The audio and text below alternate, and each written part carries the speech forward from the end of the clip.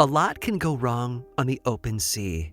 Storms and scurvy, mutinous crews, and towering icebergs. But the most dangerous threat of all? Why, that would be simply getting lost. Now sure, even before computerized tools, any seasoned sailor could navigate by the sun. But what about at night, or in the midst of a thick fog? It didn't take much to get off course, and by the time you figured out the mistake, your whole crew was doomed. Lucky for the Vikings, though, they had protection.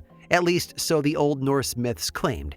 It took the form of a magical gemstone, and according to the tales, one simply had to peer through the glassy enchanted stone and it would reveal the position of the sun, even in the dark. Quite a story, right? And for centuries, that's exactly what people thought it was, just a story.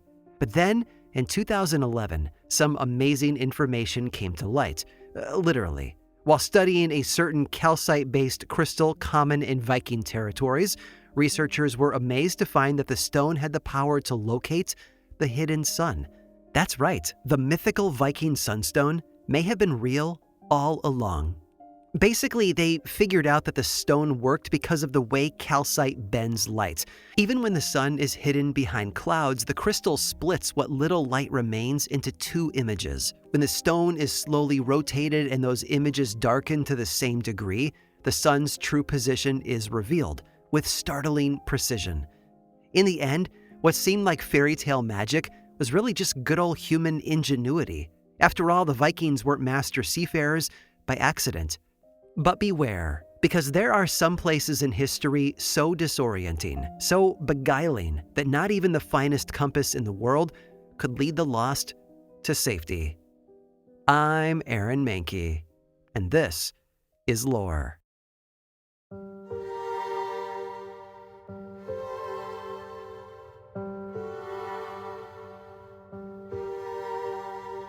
The scent of wood smoke hangs in the autumn air as you wend your way through the cornfield, papery leaves rustling underfoot.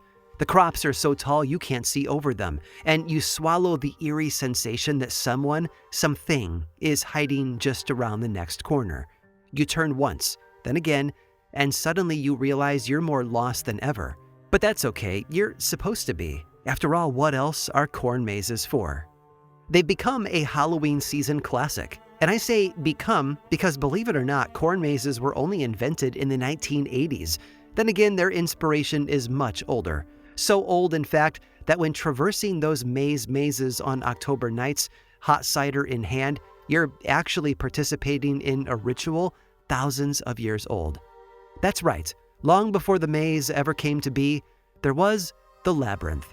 Now, before you ask, yes, a labyrinth and a maze are technically two different things. A maze is a multi-cursal puzzle, meaning there are multiple paths that a person can follow while hunting for the right one to beat the game. Labyrinths, on the other hand, which predate mazes, are unicursal, meaning that just a single meandering path leads to the center and then back out again. There are no choices to be made and no wrong turns. And like I said, labyrinths have been around for a while, as in at least 4,000 years. But here's the wildest part. No matter where you go in the world, from India and the Americas to Sumatra and all across Europe, most ancient labyrinths were built in the same specific shape. It's called the classical labyrinth pattern and consists of a single pathway that loops back and forth to form exactly 7 circuits bounded by 8 walls, all surrounding a central destination. That's right, disparate cultures all around the world, all building the exact same thing. Some of these ancient labyrinths were simply stone patterns laid on the ground, others a motif carved into stone. But sometimes, well, they were something far grander. In the 5th century BCE, Herodotus wrote of visiting a labyrinth in Egypt. It was intricately painted and comprised of 3,000 rooms, half above ground and half below. While the upper level was open to visitors, the lower levels were sealed off. To the living, at least, they served as tombs for both pharaohs and sacred crocodiles.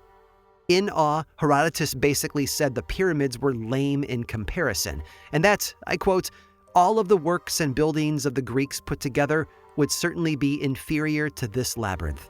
And before you argue that this sounds far too marvelous to be real, Herodotus wasn't the only witness on record. Several other historians wrote of visiting the exact same place. But all this raises a pretty important question, right? If this same pattern was appearing all over the ancient world, why? What was it for? Well, to tell the truth, we don't fully know. But there are some theories. Some people believe that the classical labyrinth shape originally documented the steps of a group dance in which a chain of dancers followed a specific path. In fact, the traditional name for labyrinth in some Scandinavian countries even translates to maiden's dance. Then again, there are also bloodier theories, because in some cases labyrinths may have less to do with art and more to do with war. For example, one Indian variant on the classical labyrinth is called the Chakravyuha, or spinning wheel formation, and contains a spiral in the center. According to the 4th century Hindu epic, the Mahabharata, this design was once a deadly military formation. Apparently, soldiers would assume the shape of the labyrinth and swirl around the enemy, entrapping them within. Terrifying, right? And then again, other labyrinths were less about murder and more about magic. For shepherds and hunters, walking a labyrinth was said to protect against wolves.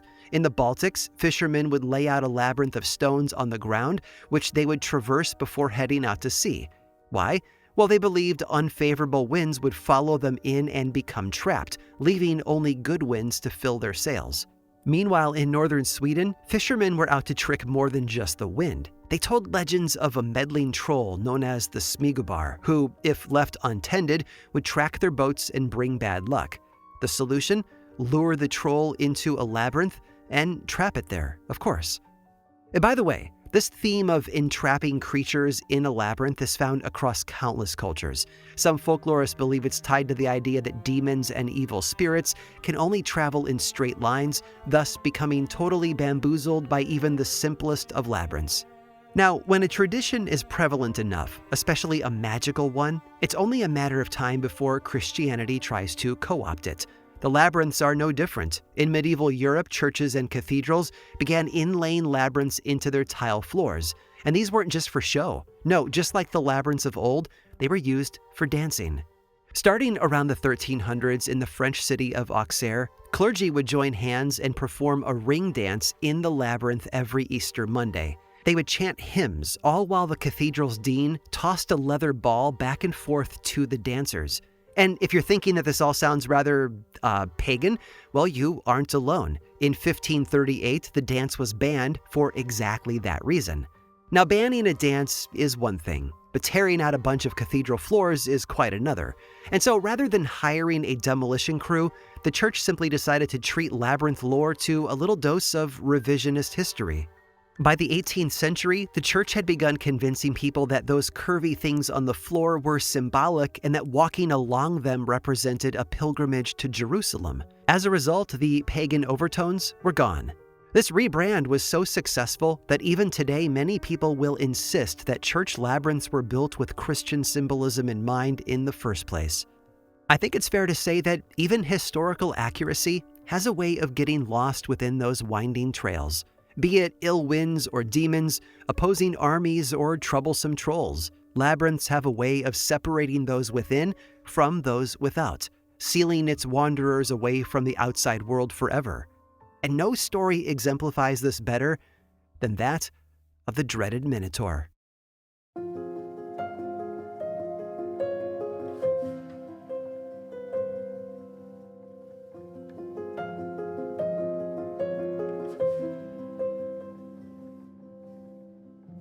He never asked to be born. According to Greek mythology, it all began when a man named Minos started vying for the throne of Crete.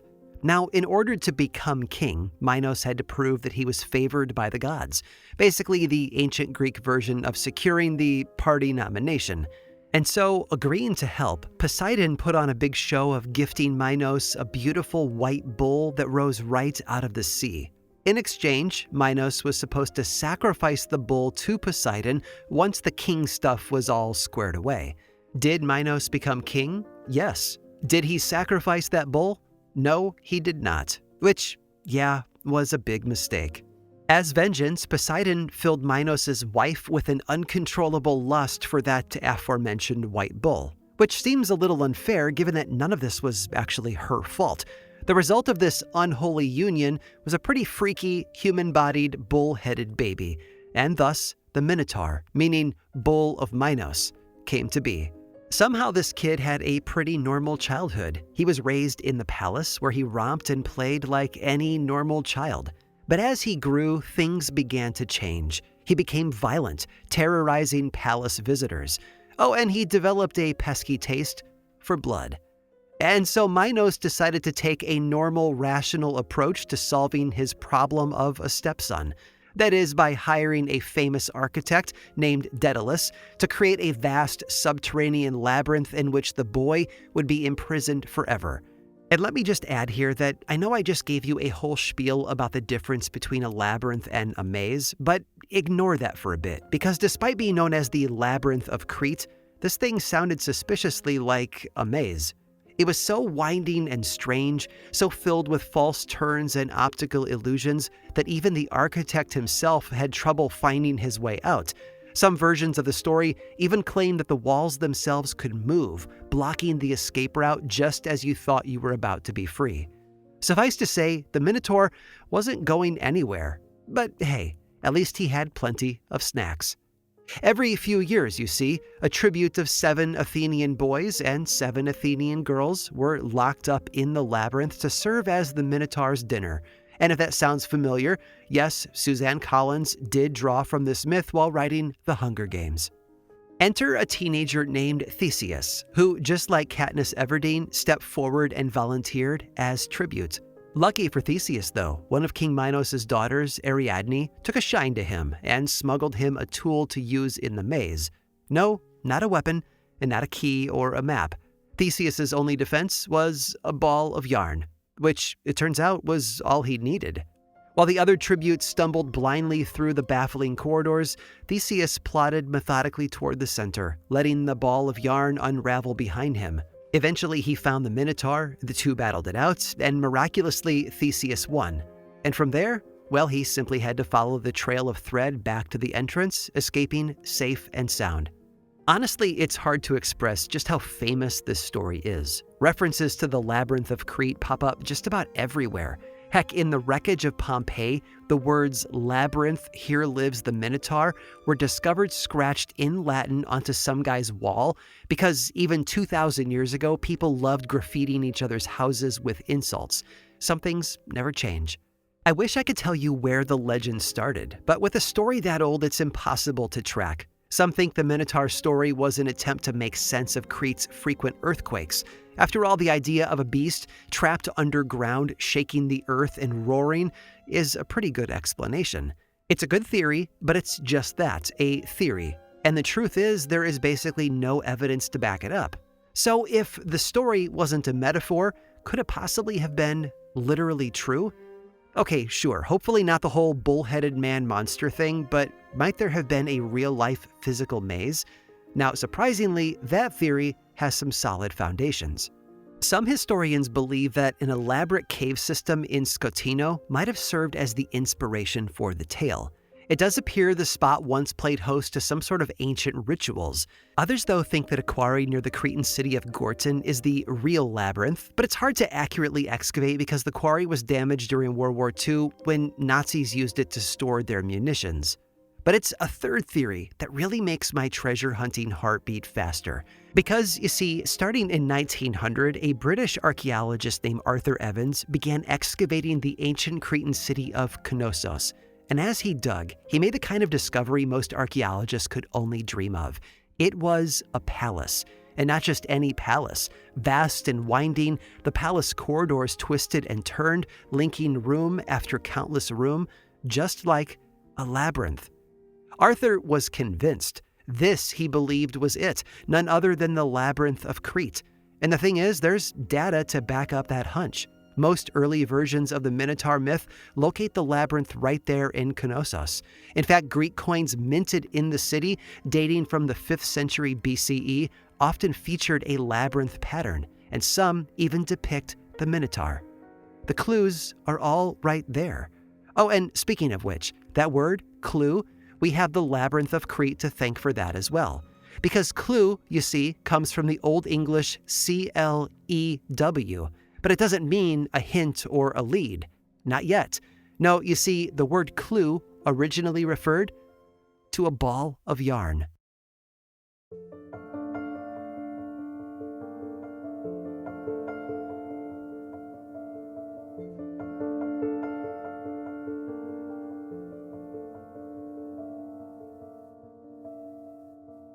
We may never be sure whether the Labyrinth of Crete ever actually existed or not. But that's okay because guess what? Despite being the most famous labyrinth under a castle, it sure wasn't the only one. And even better, some are still there. In the heart of Hungary lies the capital city of Budapest. In the heart of Budapest sits a grand Baroque palace known as Buda Castle. Beneath that castle sits a hill, and deep within that hill lies a geothermal spring. For thousands of years, long before the castle ever became a castle, water from that spring trickled over underground rocks, and as it flowed, bits of stone and mineral chipped away little by little at a time, until eventually what began as small cracks in the earth had widened into a vast network of interconnected underground caves. Welcome to the mysteries of the Buda Castle Labyrinth. Now, the first humans to discover and use these caves probably lived during the Stone Age, but it was in the 13th century when construction on the castle first began that this subterranean layer really became the hottest spot in town. It started simply enough, as a place to store grain and wine, but people have a way of taking something benign and turning it into, well, kind of evil, which is exactly what happened when folks turned part of the cave into a prison. I can only imagine how horrifying it must have been for the inmates held in those cold, dark tunnels. First, to be shackled and dragged down a narrow staircase, to go deeper and deeper into the earth as if descending into hell itself, the light of day snuffing out behind you, until finally your captors abandon you in what looks like nothing short of a tomb. Anyway, over the next 2 centuries, people continued to connect the snaking corridors to one another, expanding the labyrinth's reach beneath the city. They dug wells, unearthing a human skull or two in the process. They built further storage. Some caves even led to the basements of regular homes. In other words, people actually took up residence there. And of course, there were always the darker uses. It's said that when 16th century Turkish diplomats grew bored of the ladies in their harem, they would lure them deep into the caves and throw them down a well. Some whispered that they even bricked the women up alive, which was probably just anti-Turkish propaganda, although the later discovery of several real female skeletons sure does make you wonder. And the dangers didn't end there. Criminals ran amok, hiding in the tangled corridors to evade the law. The caves played host to air raid shelters during World War II, and in 1944 even housed a hospital where soldiers lived and died on dingy underground operating tables.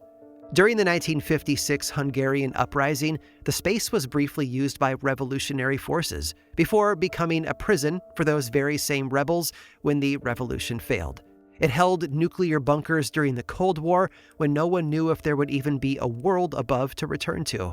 And all the while, that grand palace sat firmly on top, a sparkling jewel balanced on an anthill. Today, the labyrinth is still there, stretching a good 6 miles below Castle Hill. Of course, it's mostly a tourist trap these days, stuffed with its fair share of ghost tours. Which makes sense, right? Given all the imprisonment, suffering, and death that took place in the Buda Castle labyrinth over the years, there are bound to be a few hauntings in the mix. Over the years, visitors have claimed to hear unexplained noises and see ghostly figures while exploring the labyrinth. Some believe that these spirits were awakened in the 1800s, when some of the tunnels collapsed, shaking the dead from their slumber. But of all the spooks and specters supposedly wafting through the caverns, there's one phantom more famous than the rest. His name is the Black Count, and allegedly his story is rooted in real history. There are 2 main theories about who this guy was. The first, that he'd been a very real Hungarian count who, during the 1800s, fell on hard times. He may not have had money anymore, but what he did have was one of those houses with a cave-adjacent cellar. And so, eager to make a quick buck, the Count allowed bandits to use this basement to slip in and out of the tunnels unseen. For a price, of course. And it seems it worked out just fine while he was alive, that is. It was only in death that he got his comeuppance, doomed to wander the various corridors from which he'd made a dirty profit. As for the second theory, well, some believe that the Black Count was none other than a real 15th century political prisoner named Vlad Tepes. Now, old Tepes was a prince of Wallachia, and unfortunately for him, he ticked off the king of Hungary, earning him a cozy little cell in the Buda Castle labyrinth. Far from the sunlight, he rotted away year after year, for some say up to a decade. Eventually, Vlad Tepes was set free, but some legends claim that he came back eventually, or at least his body did. It's said that after Tepes' death, his corpse was buried right back there, in the underground caves, missing one vital part, that is, the man's head. And I'll admit, while it's true that the man was imprisoned in the caves, the whole thing about Vlad Tepes' body having been buried there after his death is probably just an invention of the labyrinth's very booming haunted tourism industry. In reality, Vlad Tepes has a grave at an island monastery in Romania. Or well, so everyone thought. It turns out when excavators opened that supposed Romanian grave years later, it contained nothing but horse bones, which means the real body of Vlad Tepes is still missing.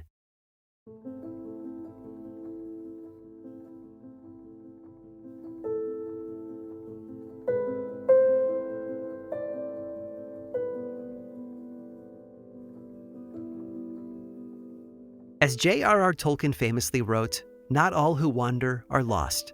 And the same is true when it comes to the ancient mysterious art of the labyrinth. For thousands of years, pilgrims have walked these winding paths as an act of meditation, ritual, and even, in the case of those superstitious Swedish fishermen, for safety. But it's a fine line between walking a labyrinth and being trapped inside one. And you know what they say, one man's contemplative spiritual space is another man's horrible torture prison. Perhaps this is part of the labyrinth's enduring appeal, the fact that it can help or harm. It can lead to salvation or certain doom. And honestly, maybe that's intentional. You see, when we get lost, something strange happens in the human brain. With the smallest tinge of panic, our frontal lobe, the part that processes logic, basically turns off, while blood rushes to the mid and hindbrain where we process emotion. In other words, the labyrinth, with its perfect cocktail of occult mystery, blind corners, and unreachable exits, turns us from thinking creatures into feeling ones, the same mindset from which supernatural belief is born. By the way, I recommend looking up an image of a classical labyrinth. You'll find it looks suspiciously like a drawing of the human brain. In 2011, there was a police raid in the Buda Castle caves. After that, the government shut off some of the tunnels to the public. And here's the thing, no one knows why any of this happened. Could the authorities have found something down there that they're trying to keep hidden? Are the caves being used for a secret government operation? Were more bodies discovered, even perhaps the headless corpse of Vlad Tepes? Anything is possible. Oh, and by the way, you probably know of the Wallachian prince Vlad Tepes by another name. His more famous moniker, you see, was Vlad the Impaler, also known as Count Dracula.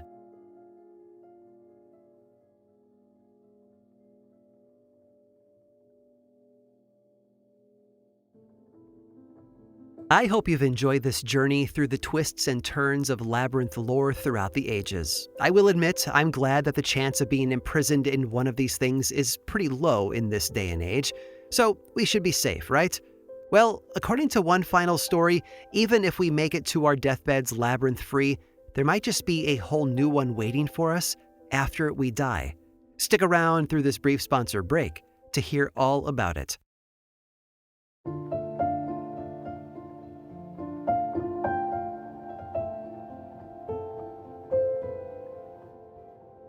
It's probably best to think of it as the world's most upsetting escape room.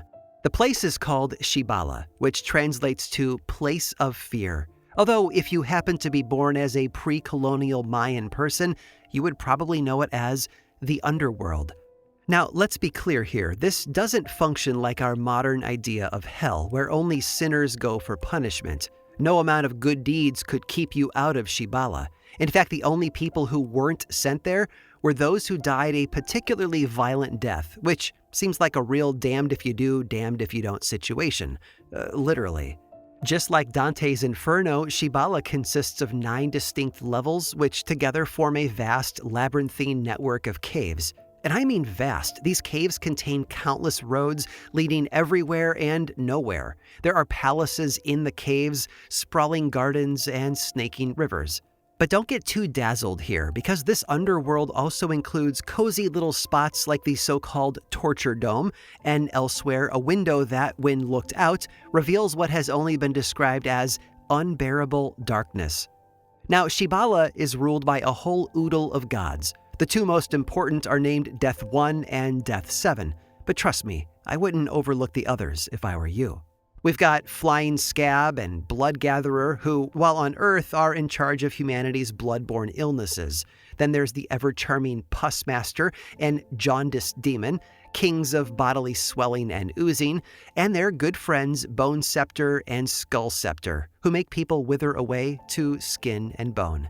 Not to be outdone, though, the gods Wing and Packstrap are a jaunty duo who make you cough up blood. And finally, last but certainly not least, the disturbingly specific Sweepings Demon and Stabbing Demon, who have a pesky habit of stabbing you to death if your house gets too messy.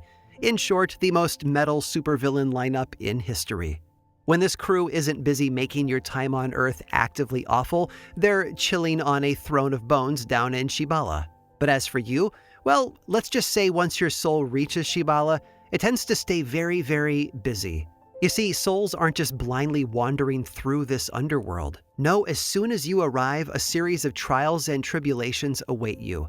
You may have to cross a river made of blood, or scorpions, or my least favorite, a river of pus.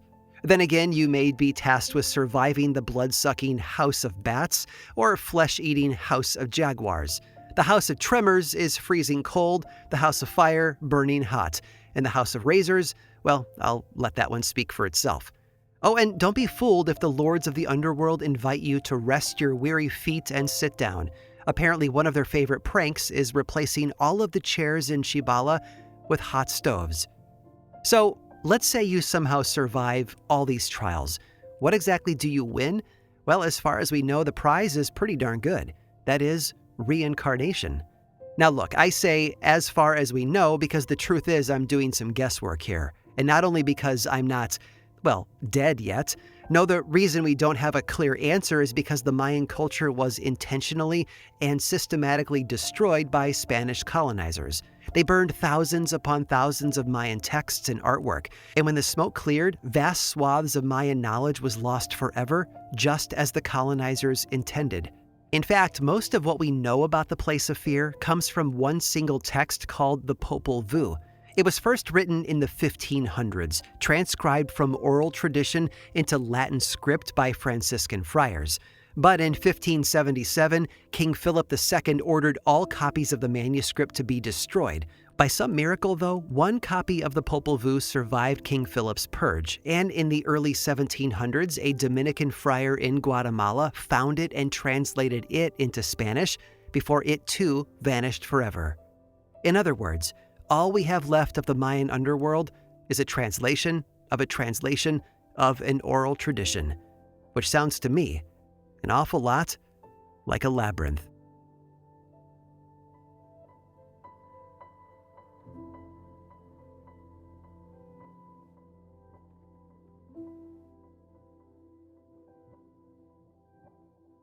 This episode of Lore was produced by me, Aaron Mahnke, with writing by Jenna Rose Nethercott, research by Cassandra De Alba, and music by Chad Lawson.